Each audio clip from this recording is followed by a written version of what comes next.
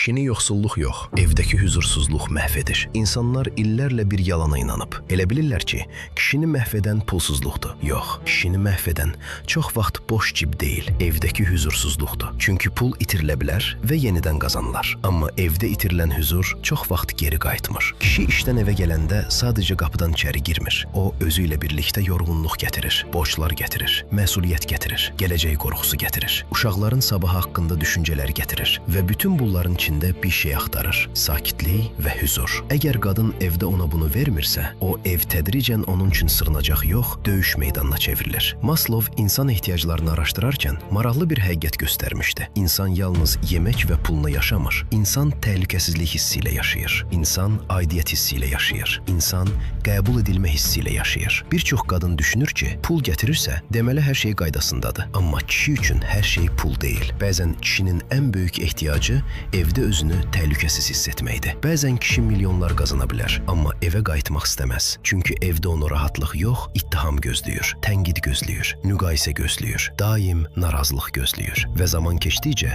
kişi evdən yox, evdəki hisslərdən qaçmağa başlayır. Murray Bowen isə ailəyə başqa cür baxırdı. O deyirdi ki, ailə sadəcə insanların yaşadığı yer deyil. Ailə emosional sistemdir. Bir nəfərin stressi bütün evə yayılır. Bir nəfərin qorxusu hamıya keçir. Bir nəfərin narazılığı hamının həyatını zəhərləyir. Ən təhlükəlisi isə budur. Davamlı gərginlik insanı dəyişdirir. Əvvəl kişi mübahisədən qaçır, sonra danışmaqdan qaçır, sonra hisslərini bölüşməkdən qaçır, daha sonra gülməyi unudur və bir gün ailədə qəribə bir vəziyyət yaranır. Kişi evdədir, amma əslində yoxdur. Bədəni divanın üstündədir, ruhu isə çoxdan qaçıb. Ən böyük səhvlərdən biri budur ki, insanlar sevgini yalnız hiss hesab edirlər. Halbuki sevgi bəzən rahatlıqdır, bəzən anlayışdır, bəzən susub qarşı tərəfin yorğunluğunu hiss etməkdir. Kişi hər gün dünyanın yükünü daşıyır, çöldə rəqabət aparır, mübarizə aparır, qorxularını gizlədir, əsəbini udur, məğlubiyyətlərini göstərmir. Evə gələndə isə döyüşə yox, istirahətə ehtiyacı olur. Əgər evdə də özünü müdafiə etməlidirsə, o zaman onun üçün evlə küçə arasında fərq qalmır və insan ən çox fərqin qalmadığı yerdən uzaqlaşır. İnsanlar bunu etiraf etmək istəmir. Münasibətlərin dağılmasının əsl səbəbi emosional aclıqdır. Maslow'un dediyi kimi, insanın ruhu da qidalanmaq istəyir. Düşünən adam isə deyir, ailənin emosional atmosferi hər kəsi dəyişdirir. Bir evdə sevgi olmaya bilər, amma hörmət varsa, o ev yaşayır. Bir evdə pul az ola bilər, amma huzur varsa, o ev ayaqda qalır. Amma bir evdə davamlı gərginlik varsa, orada ən güclü insan belə yorulur. Çünki kişi pul uğrunda illərlə mübarizə apara bilər. Amma ruhunu yeyən bir ev uğrunda sonsuza qədər savaşmaz. Bir gün sadəcə dayanır və həmin gün münasibət bitmir. Əslində çoxdan bitmiş olur. Sadəcə hamı bunu gec anlayır. İndi şərhə yaz, görək huzuru harda tapırsan, evdə yoxsa çöldə.